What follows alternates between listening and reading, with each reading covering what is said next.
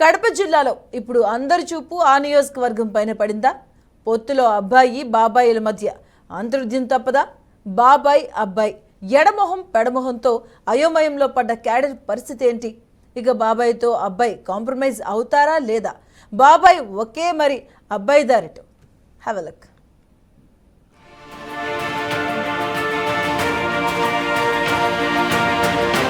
TDP Janasena పార్టీలు BJP పొత్తుతో సొంత ఇంట్లో వేరు కుంపట్లు రాజేస్తోంది.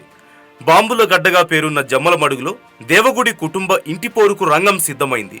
టీడీపీని వదిలి బీజేపీలోకి వెళ్లిన ఆదినారాయణ రెడ్డికి బీజేపీ తరపున టికెట్ కేటాయించే అవకాశాలు ఎక్కువగా కనిపిస్తున్నాయి.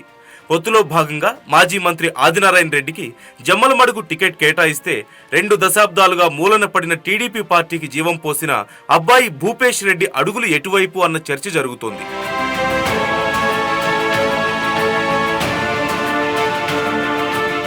దేవగుడి అంటే ఆదినారాయణ రెడ్డి, ఆదినారాయణ రెడ్డి అంటే దేవగుడి అని మంచి పేరుంది. మాజీ మంత్రి ఈ ఎన్నికల్లో టికెట్ పోరాటం చూసి అందరూ ముక్కున వేలేసుకుంటున్నారు. ప్రతి నియోజకవర్గంలో వారసులు బరిలో నిలుస్తున్న సమయంలో వారసుడు గ్రౌండ్ ప్రిపేర్ చేసుకున్నా బాబాయ్ మాత్రం వదిలేలా లేడంటూ గుసగుసలు వినిపిస్తున్నాయి. ఇన్ని రోజులుగా రాజకీయ వరసుందంటూ చెప్పిన ఆది సొంత అన్న కొడుకు భూపేష్ రెడ్డికి వెన్నుపోటు పొడుస్తున్నారన్న విమర్శలు వెల్లువెత్తుతున్నాయి.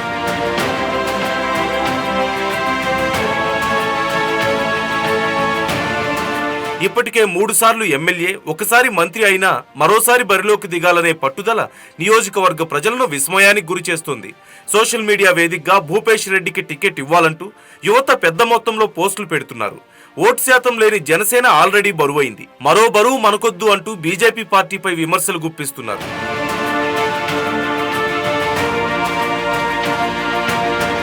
ప్రస్తుత ఎమ్మెల్యే డాక్టర్ సుధీర్ రెడ్డి చేస్తున్న అరాచకాలు, అవినీతిని ఎత్తి చూపడం, ప్రభుత్వం చేయాల్సిన అభివృద్ధి గుర్తు చేయడంలో భూపేష్ బాగా సక్సెస్ అయ్యారు. అలాంటి వ్యక్తికి టికెట్ కుదరకపోవడంతో తెలుగు తమ్ముళ్లు ఆశలు అడియాసలయ్యాయి.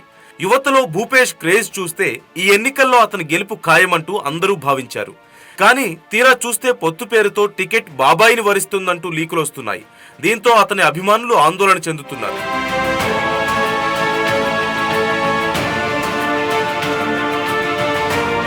టికెట్ వరకు ఓకే, వాట్ నెక్స్ట్ అనేది ఇప్పుడు దేవగుడి అభిమానులు, టీడీపీ క్యాడర్ పరిస్థితి ఏంటనేది నియోజకవర్గంలో $1 మిలియన్ ప్రశ్న.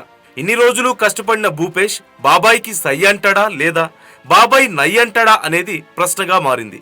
నియోజకవర్గ పరిధిలోని గ్రామాల్లో తిరిగే టైంలో చాలా మంది తప్పనిసరిగా భూపేష్ రెడ్డి బరిలో ఉంటాడంటూ చెప్పారు. ఈ మాటలు ఇప్పుడు హాట్ టాపిక్ గా మారాయి.